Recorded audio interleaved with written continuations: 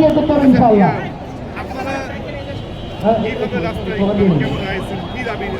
সবাই একসাথে স্লোগানের তালে তালে কথা বলতে আমাদের হবে। একটাই বোতল দাবি, রাস্তায় আমাদের ভাতা 50,000 করা হোক।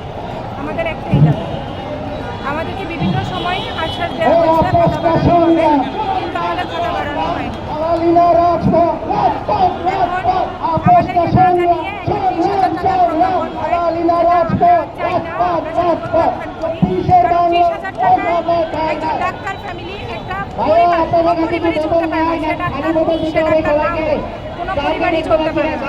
আমাদেরকে আমাদের নিজেদের পরিবার আছে, আমাদের পড়াশোনা এখনো চলছে, আমাদের বিভিন্ন পরীক্ষার ফি আছে, এবং ফিগুলোও অনেক টাকা ফি দিতে হয় আমাদের। তাহলে এটা আমাদের দাবি যথেষ্ট যোগ্য। আমাদের দাবি মেনে নিলেই আমরা ডিউটিতে ফিরে যাবো। ডিউটি করতে চাই আমরা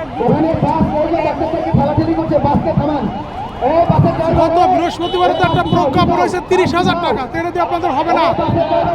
অনেক হয় কিনা আপনি বলেন, 30,000 টাকায় দ্রব্যমূল্যের এই ঊর্ধ্বগতিতে একটা পরিবার চলে কিনা, সে প্রশ্ন আমি আপনাকেই করব। যদি দাবি দেওয়া না মানে তাহলে আপনাদের পরবর্তী পদক্ষেপ কি? আপোষটা সংগ্রাম